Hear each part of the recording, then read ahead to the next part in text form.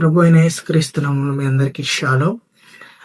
ఈరోజు ఉపవాస దినమును కూడుకొని దేవుని పరిశుద్ధ వాక్యంను పంచుకుందామని మేము ముందుకు వచ్చాను. పరిశుద్ధ వాక్యం ఏమని మాట్లాడుతుందంటే, దేవుడు ధ్యానిస్తూ ఉండగా ఈ మాటను బయలుపరిచాడు. పునరుద్ధానం గురించి దేవుడు మాట్లాడమంటున్నాడు. పునరుద్ధానం ఏందయ్యా అంటే, మనము బ్రతికున్న దినాలు మనుష్య శరీరము మనం బ్రతికే ఉంటాము. అంటే శారీరక దేహము, మాంసములు, రక్తము కలిగిన ఈ దేహంలో మనం జీవిస్తూ ఉంటాము. అయితే ఈ దేహమును మనం విడిచిన తర్వాత మన ఆత్మ ఎక్కడికి వెళ్తుంది? మన ఆత్మ ఏ స్థలంలో ఉంటుంది? మనము సమాధిలో మూయబడిన తర్వాత మన ప్రాణము దేహాన్ని విడిచి వెళ్ళిపోతుంది. అప్పుడు దాన్ని కట్టె అని మనం అంటాము. అయితే ఈ ప్రాణం ఏదైతే దేహాన్ని విడిచిపెట్టి వెళ్ళిన ప్రాణము రక్తం కింద చూడొచ్చు. మరలా దానిలో ఇంకొక ఏమిటంటే ఆత్మ ఎక్కడికి వెళ్తుంది? ఈ ఆత్మ అనేది ఎక్కడికి వెళుతుంది? ఈ దేహంతో పూడ్చబడిన వ్యక్తికి మరలా జీవం అనేది ఉందా? మరలా బ్రతుకుతాడా? ఇక్కడ ఇంతవరకే అతని జీవితము ముగిస్తుందా అని మనము చూడడాన్ని పునరుద్ధానము అంటాము. ఎక్కడ జరిగిందయ్యా పునరుద్ధానము అంటే, యేసు ప్రభు వారు భూమి మీదకి వచ్చినప్పుడు ఆయన సమస్తమైన మానవాళి కోసం తన ప్రాణత్యాగం చేసినప్పుడు, ఆయన చనిపోయి సమాధి చేయబడి ఆ సమాధి గుహలో పెట్టబడిన తర్వాత ఆయన తిరిగి లేచినట్టు తన దేహము చేత, మహిమ దేహం చేత, శారీరక దేహం అక్కడ కనబడినట్టు మనకు ఉండదు. ఎందుకంటే ఆయన శారీరక దేహము మహిమ చేత మార్పు చెందబడి, ఆ శారీరక దేహము ఆ మహిమ చేత కప్పబడి మహిమ దేహంతో అక్కడ సంచరించినట్టు మనం చూడొచ్చు. అయితే ఆయన అక్కడ మహిమ పొంది తిరిగి లేచినట్లు ఉంటుంది. అయితే బైబిల్ గ్రంథం చెప్తుంది పునరుద్ధానం అనేది ఉంది అని.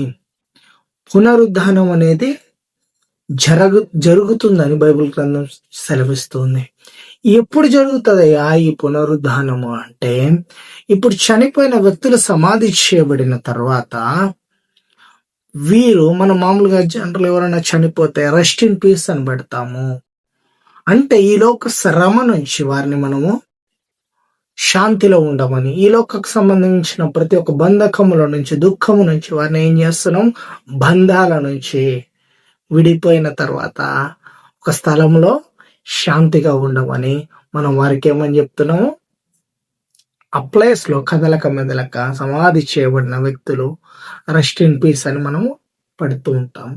అయితే పునరుద్ధానం ఏమని చెప్తుందంటే, దేవుని పునరుద్ధానము మనకేం చేస్తుందంటే మనల్ని బ్రతికిస్తుంది. పునరుద్ధానము మన మరణంలోంచి మనల్ని జీవంలోకి నడిపిస్తుంది. పునరుద్ధానము మనం చనిపోయిన స్థితిలోంచి మనల్ని బ్రతికే స్థితికి చేరుస్తుంది. పునరుద్ధానము మనము శవంలో వలె ఉండే వారి నుంచి మహిమ దేహములు ధరించటకు నడిపిస్తుంది ఈ పునరుద్ధానము.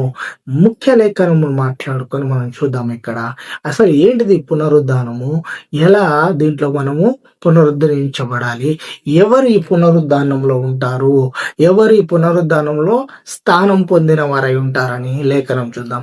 యోహాను సువార్త 5వ అధ్యాయము 28వ వచనం మనం చదివినట్లయితే, ఒక కాలం వచ్చుచున్నది, ఆ కాలమున సమాధిలోనున్న వారందరూ ఆయన శబ్దము విని మేలు చేసిన వారు జీవ పునరుద్ధానమున, కీడు చేసిన వారు తీర్పు పునరుద్ధానమున బయటికి వచ్చెదరు.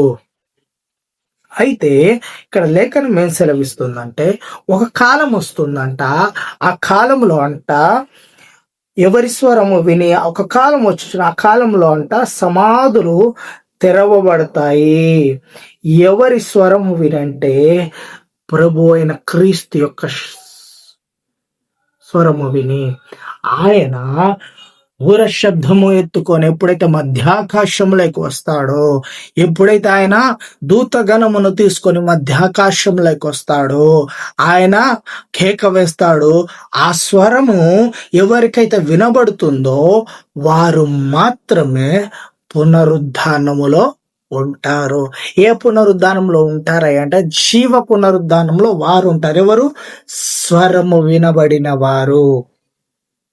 ప్రభు యొక్క స్వరము ఎవడైతే వింటాడో ఆ క్షణమున, ఎవరైతే ఆ స్వరమును గ్రహిస్తారో, ఆత్మ కలిగిన వాడు ఆయన స్వరము వింటాడని, చెవి కలిగిన వాడు ఆత్మ చెప్పు సంగతులు వినును ఎలాగో, అదేవిధంగా ఆత్మలో పరిపూర్ణుడైన వాడు, ఆయనలో నిద్రించిన వాడు నా గొర్రెలు నా స్వరము వినునని ఏ విధంగా అయితే దేవుడు సెలవిచ్చాడో, ఆయన గొర్రెలు ఆయన స్వరాన్ని వింటాయి. ఆ క్షణమున ఆయన స్వరము వినబడినప్పుడు ఎవరైతే సిద్ధపడి ఉంటారో, ఆయనలో నిద్రించి ఉంటారో, ఆయన ద్వారా పరిచర్య చేయబడి ఆయనలో ఎవరైతే ఎదిగి ఉంటారో, ఆయన వారి కాపరిగా ఉన్నప్పుడు ఎవరైతే గొర్రెలుగా ఉండి ఉంటారో ఆ వ్యక్తులు మాత్రమే పునరుద్ధానంలోకి వెళ్తారు.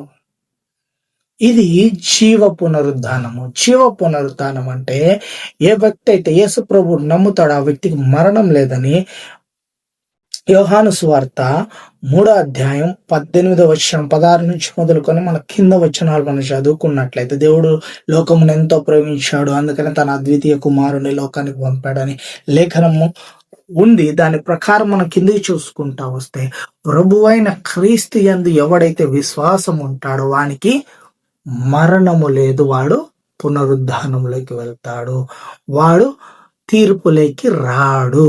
మరి తీర్పులోకి ఎవరు వస్తారయ్యా అంటే, అక్కడిని కింద మనం చూసినట్లయితే, ఎవరైతే ప్రభువైన క్రీస్తును యెహోవా పంపిన రక్షకునిగా మెస్సయ్యగా అంగీకరించారో వారు మాత్రం తీర్పులోకి వస్తారని లేఖనం సెలవిస్తూ ఉన్నది. ఎవరు ఈ తీర్పులోకి వస్తారంటే, ఎవరైతే ప్రభువును వెలుగుగా నమ్మక చీకటిని ప్రేమిస్తారో, ఎవరైతే ప్రభు యొక్క వెలుగును ఆస్వాదించక చీకటి క్రియల ద్వారా ఆస్వాదించబడాలని, ఆనందించాలని ఆశ కలిగి ఉంటారో, ఎవరైతే ప్రభు యొక్క వెలుగులో తన నీతి కార్యాలను చూచుకోవడానికి ఇష్టపడరో, ఎవరైతే ప్రభు యొక్క వెలుగులో తన పాపాలను కడుక్కోవడానికి ఇష్టపడరో, ఎవరైతే ప్రభు యొక్క వెలుగులో వారి జీవితాలను కట్టుకోవాలని ఇష్టపడరు, ఆయన లోకానికి వెలుగై ఉన్నాడు, ఆయనను అంగీకరించి ఆయన వెలుగులోకి వచ్చిన వారు తన పాపాలను ఏం చేస్తారంట? సరి చేసుకుంటారు. వారి యొక్క నీతి క్రియలను వారు ఆయన వెలుగులో ప్రకాశింపజేసి ప్రకటిస్తారని లేఖనం సెలవిస్తూ. పునరుద్ధానంలో 2 పార్ట్లు ఉన్నాయి. ఒకటి వచ్చేసి జీవ పునరుద్ధానము, రెండవది మరణ పునరుద్ధానము. జీవ పునరుద్ధానానికి ఎవరెవరు వెళ్తారో నేను ఇప్పుడు మీకు సెలవిస్తాను. జీవ పునరుద్ధానికి ఎవరైతే దేవుణ్ణి నమ్మి చనిపోయి ఉంటారో, దేవుని అంగీకరించి నీతి క్రియలు చేసి ఉంటారో, దేవుని నామమును పట్టుకొని సత్క్రియలు చేసిన ప్రతి ఒక్కరూ జీవ పునరుద్ధానమునకు వెళ్తారు. ఎవరైతే దేవుని అంగీకరించక ఆయన మార్గములో నడవక, నీతి క్రియలు చేయక, తప్పుడు పనులు చేసి, పాపపు క్రియలు చేసి ఉంటారు, వారు మరణ పునరుద్ధానంలోకి వస్తారు.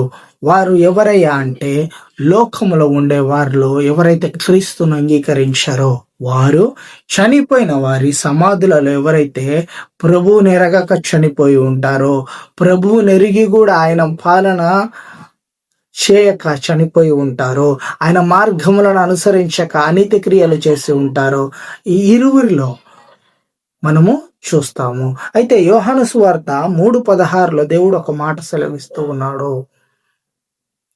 తీర్చబడింది అంటున్నాడు. లోకంలో ఎవరికి తీర్చబడింది అంటే, ఆయన అక్కడ మాట్లాడుతున్నాడు, లోకమందు మృతులకు తీర్పు తీర్చబడింది. ప్రభుని రక్షకునిగా అంగీకరించాడు, వాడు జీవమును వానంతట వాడు వదులుకున్నట్లే. వాడంతట వాడే జీవంను త్రోసివేసినట్లే. అంటే జీవం వద్దనుకున్నాడు అంటే వాడు దేని కోరుకున్నట్టు? మరణాన్ని కోరుకున్నట్టే.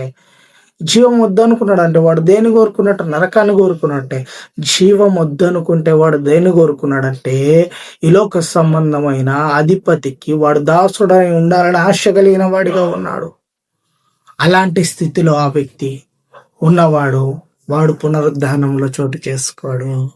పునరుద్ధానంలో ఒకవేళ మనం ఉండాలంటే, పునరుద్ధానంలో మనము నిలబడాలంటే ప్రభువైన క్రీస్తును నీవు నమ్మికగలి రక్షకునిగా అంగీకరించి దేవుని ద్వారా పంపబడిన రక్షకుడు ఆయననే నువ్వు ఒకవేళ నమ్మితే నీకు మరణం అనేది ఉండదు. కాబట్టి నీ పేరు జీవ గ్రంథంలో రాయబడుతుంది. కాబట్టి నీకు పునరుద్ధానం, మరణం అనేది ఉండదు. అయితే నువ్వు ఎప్పుడైతే జీసస్ క్రైస్ట్ని, ప్రభు అయిన క్రీస్తుని రక్షకునిగా అంగీకరించక తండ్రి పంపిన సాధనం ఆయన కాదని, మెస్సయ్య ఆయన కాదని, ఆయన కాక ఇంకొక రక్షకుడు ఉన్నాడని, ఆయన కాక ఇంకొకరు ఉన్నారు ఈ లోకంలో అని నువ్వు ఎప్పుడైతే ఆలోచన కలిగి ఉంటావో, సత్క్రియలకు నువ్వు విముఖుడవై ఉంటావో, సత్క్రియలను నువ్వు త్రోసివేసి ఉంటావో, నీవు పునరుద్ధానికి అర్హుడవు కావు. అయితే పునరుద్ధానం అనేది ఉంది ఒకటి. ఆయన రాకడలో ఎప్పుడైతే ఆయన మేఘారూఢుడై మధ్య ఆకాశంలోకి వస్తాడో సంఘము ఎత్తబడుతూ ఉంది కదా. దానికంటే మొదటిగా మృతులైన వారు ఎత్తబడతారు. ఎందుకంటే లేఖనం సెలవిస్తుంది, ఎప్పుడైతే ప్రభు అయిన క్రీస్తు చనిపోయిన తర్వాత ఆయన మొదటిగా పాతాళంలోకి వెళ్ళినట్టు మనకు లేఖనం సెలవిస్తుంది. పాతాళంలోకి వెళ్ళి అక్కడ ఉండే ఆత్మలకు ఏం చేశాడంట? సువార్త ప్రకటించాడు. ఎందుకంటే ఏదైతే అబ్రహాముకు ముందుగా, నోహావుకు ముందుగా ఉన్న మనుషులు తెలియక ఎవరైతే చనిపోయి ఉన్నారో జలప్రలయంలో, మొదటి సృష్టిలో ఉన్న ప్రతి ఒక్క మానవుడు ఎవరైతే చనిపోయి ఉన్నాడో అతనికి సువార్త తెలియదు, పరలోక సంబంధించిన రాజ్యపు యొక్క సువార్త తెలియదు. కాబట్టి మొదటిగా ప్రభు అయిన క్రీస్తు పరలోక రాజ్య సువార్త ముందుగా పాతాళానికి వెళ్ళి అక్కడ ప్రకటించాడు. భూమి యందు సజీవులకు చేసింది ఒకటి, అయితే తెలియని ఆత్మల యుద్ధకు కూడా వెళ్ళి ఆయన సువార్త ప్రకటించినట్టు అక్కడ ఉంది. ఎందుకంటే ఆ కాలంలో వారు మనస్సాక్షిని బట్టి జీవించారు. ధర్మశాస్త్రం అనేది వారికి లేదు. ఆ కాలంలో వారికి నిబంధన అనేది లేదు. ప్రభువైన దేవుడు ఆ కాలంలో వారికి ముఖాముఖిగా మాట్లాడే స్థితి ఆ కాలంలో ఉన్నది. అయితే ఆయన ఎవరైతే ఆయన గురించి సువార్త తెలియదో ఆ రక్షకుడు ఏం చేశాడంటే మొదటిగా పాతాళంలో సమాధులలో ఎవరైతే మృతులై ఉన్నారో వారి దగ్గరికి వెళ్ళి సువార్త ప్రకటించాడు. ఆత్మలకి, పాతాళంలో ఉండే ఆత్మలకు మొదటిగా ప్రకటించినట్లు పాతాళంలో చెరగా ఉన్న వారిని చెరగా కొనిపోయినని లేఖనం సెలవిస్తుంది. అంటే వారికి తెలియక వారు ఉన్నారు. కాబట్టి ఈ దినమున సువార్త ప్రకటించబడింది. పునరుద్ధానం అనేది ఉంది. ఈ దినమున రక్షకుడు అనేవాడు లోకంలో వచ్చి ఉన్నాడని, సమస్త మహిమ ఆయనకు చెల్లాలని ప్రతి ఒక్కరి ద్వారా ప్రకటించబడుతూ ఉన్నప్పటికీ ఎరిగి కూడా నీవు ఆయన యందు విశ్వసించకపోతే, తెలియక చేస్తే తప్పు అవుతుంది, తెలిసి చేస్తే అతిక్రమం అవుతుంది. కాబట్టి ఆయన యందు విశ్వాసం నీ ఉంచని దినమున నీవు పునరుద్ధానంలో పాలివాడవు కావు. పునరుద్ధానం చెందుతావు అంటే చనిపోయిన నీ ఆత్మ లేస్తుంది సమాధిలోంచి. అయితే అది తీర్పు దినమున నిలబడి తీర్పులో నిందల పాలవుతుందని లేఖనం సెలవిస్తుంది. ఎవరి ఎదుట నిందల పాలంటే దేవుని దూతల ఎదుట, అనేకుల సేవకుల ఎదుట, సర్వ మానవాళిలో ఎవరైతే రక్షించబడి దేవుని రాజ్యంగా కట్టబడుతున్నారో వారి ఎదుట. ఇదిగో 12 గుమ్మములలో ఉండే ఇజ్రాయేలుల పెద్దలను బట్టి 12 గోత్రముల ఎదుట, 24 మంది పెద్దల ఎదుట, సెరాపులు కెరూబుల మధ్య ధవల సింహాసనంలో నీతిమంతుడైన దేవుడు ఆసీనుడై నీకు తీర్పు తీర్చేటప్పుడు వారందరి ముందు నీ క్రియలను బట్టి నీకు తీర్పు తీర్చును దేవుడు. అయితే ఆయన ముందు నువ్వు యథార్థవంతునిగా నిలబడాలని ఉంటే, విడవబడిన వాడిగా ఉండబడాలని ఉంటే ఆయన రక్షకునిగా అంగీకరించకు. ఒకవేళ నీవు ఆయన సన్నిధిలో నిందారహితునిగా ఉండాలంటే, అవమానం పొందకు ఉండాలంటే పునరుద్ధానం మీద నీవు దృష్టించము. 2 పునరుద్ధానాలను, జీవన్ మరణము. అయితే నీ బాట జీవం వరకు వెళ్ళాలంటే ఆయన రక్షకుడై ఉండాలి. మరణం వరకు వెళ్ళాలంటే ఆయన తృణీకరించి ఉండాలి. ఆయన తృణీకరించిన ప్రతి వాడు ఇక్కడే మనకి వాడు తీర్పు తీర్చుకుంటున్నాను లేఖనం సెలవిస్తుంది. ఇదే వాక్యము దానియేలు గ్రంథం 12వ అధ్యాయం 2వ వచనంలో ఇదే వాక్యం ఉంది. ఏమని? నీతిమంతుడు ఎవడంట? ఎవడైతే ఆయన వాక్కుకు తన చెవిని యొగ్గి వింటాడో వాడు నీతిమంతుడు, వానికి తీర్పు ఉన్నది. ఒకసారి దానియేలు గ్రంథము 12వ అధ్యాయం 2వ వచనం చూద్దాం మనము. అయితే నీ జనులలో గ్రంథమందు దాఖలైన వారు తప్పించుకొందురు, మరియు సమాధులలో నిద్రించు అనేకులు మేలుకొనెదరు. కొందరు నిత్య జీవము అనుభవించుటకు, కొందరు నిందెల పాలగుటకును నిత్యముగా హేయులగుటకును మేలుకొందురు. ఎవరు?